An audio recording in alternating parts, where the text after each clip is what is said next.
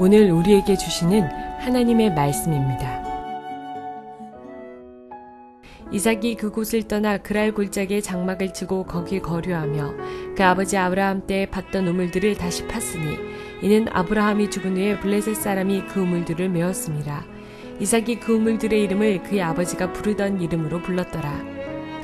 이삭의 종들이 골짜기를 파서 샘 근원을 얻었더니 그랄 목자들이 이삭의 목자와 다투어 이르되 이 물은 우리의 것이라 하매 이삭이 그 다툼으로 말미암아 그 우물 이름을 에색이라 하였으며 또 다른 우물을 팠더니 그들이 또 다툼으로 그 이름을 신나라 하였으며 이삭이 거기서 옮겨 다른 우물을 팠더니 그들이 다투지 아니하였으므로 그 이름을 르호봇이라 하여 이르되 이제는 여호와께서 우리를 위하여 넓게 하셨으니 이 땅에서 우리가 번성하리로다 하였더라.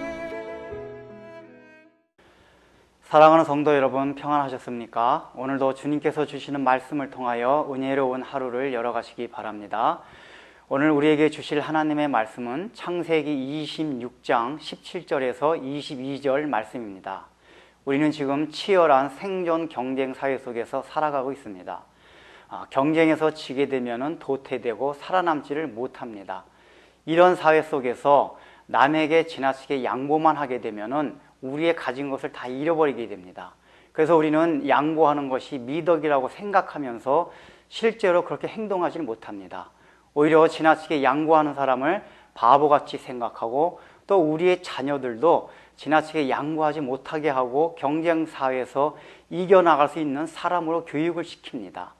그러나 주님께서는 산상순을 통하여 겉옷을 달라고 하는 자에게 속옷까지 내어주고 오리를 가고자 하는 자에게 심리를 동행하라고 말씀하셨습니다. 그것이 원래 하나님의 뜻이었습니다.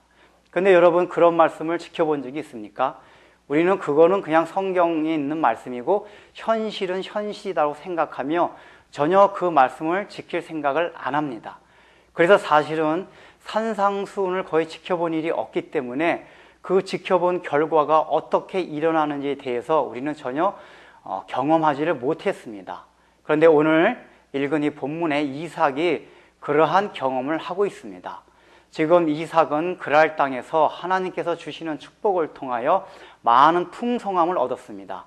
그런데 그랄 땅에 있던 사람들이 그것을 시기하고 질투하여서 그 땅에서 내어쫓습니다. 그런데 이삭이 가는 곳마다 많은 음물을 파게 되는데 그 사람들은 이삭이 가는 곳마다 쫓아다니면서 그 음물을 빼앗습니다. 사실 이삭은 많은 종들과 사람들이 있었기 때문에 그 사람들과 싸워서 그것을 빼앗기지 않을 수 있는 위치에 있었습니다. 그럼에도 불구하고 이삭은 음물을 달라고 할 때 그대로 주었습니다. 고대 중근동 사회에서 음물이라는 것은 오늘날과 같은 음물의 개념이 아닙니다. 적어도 그 당시에는 음물이 생존과 관계되는 것이었습니다. 더군다나 이 당시는 기근이었습니다. 그렇기 때문에 웬만하면 음물이 터져 나오지도 않고 많지도 않았던 시대에 음물을 파려면 많은 인력과 또한 경비가 들어가야만 했습니다. 그런데 이것을 빼앗긴다는 것은 거의 자기 전 재산을 빼앗기는 것과 거의 동일한 수준입니다. 그런데 이삭은 이렇게까지 큰 것을 빼앗기면서도 양보하고 그대로 쫓겨다녔습니다. 왜 그랬겠습니까? 지금 이삭의 마음에 있는 것은 내가 이 땅의 나그네라는 것입니다. 지금 이삭이 애굽으로 내려가다가 하나님께서 애굽에 내려가지 못하게 하는 대신 그랄 땅은 잠시 머문 장소입니다.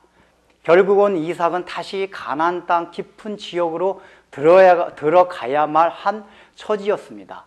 이삭은 그것을 알고 있었습니다. 지금 사는 곳은 임시다. 어차피 떠나야 될 터인데 내가 이곳에서 그것을 움켜잡고 있으면 뭐하랴 하는 그런 나그네 의식이 바로 그랄 사람들로 하여금 음물을 양보하게 할 수 있었던 것입니다.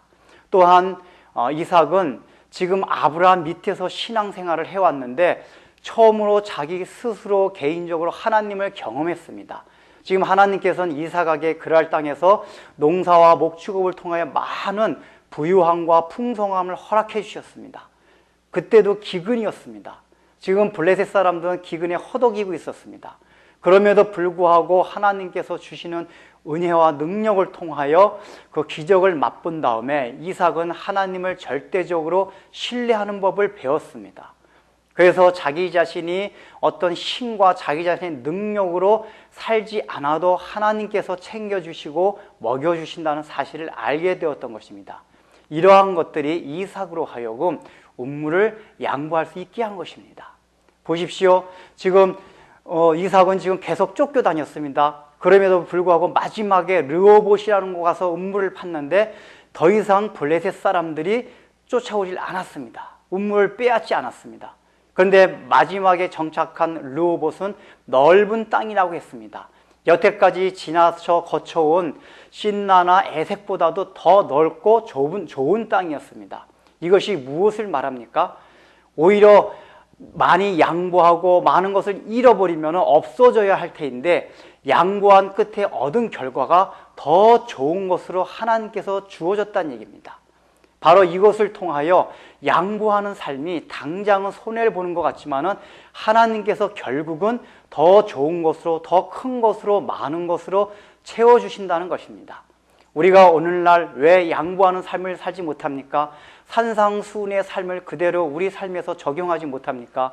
그것은 우리가 나그네 의식이 부재하고 있기 때문입니다. 또한 절대적으로 하나님을 신뢰하지 못하기 때문입니다. 우리가 이삭이 가졌던 그런 의식을 통하여 산상수훈의 말씀대로 살아도 현실적으로 전혀 손해보지 않고 살아갈 수 있다는 그런 믿음을 갖게 되기를 바랍니다. 기도하겠습니다. 하나님 아버지, 참으로 이삭이 자기가 파놓은 음물을 양보하는 것을 통하여 우리 믿는 사람들은 양보하는 삶을 산다 해도 결코 굶거나 손해보는 것이 아니라 궁극적으로는 하나님께서 더 입혀주시고 먹여주시며 더 풍성한 것으로 갚아주신다는 사실을 배웠사오니 우리의 삶 속에서 이런 것을 적용시켜 늘 우리가 나그네 의식과 하나님을 절대 신뢰하는 마음을 가지고 날마다 주님의 말씀을 순종하며 산상순의 말씀대로 살 수 있도록 은혜를 베풀어 주옵소서. 예수님의 이름으로 기도드립니다. 아멘.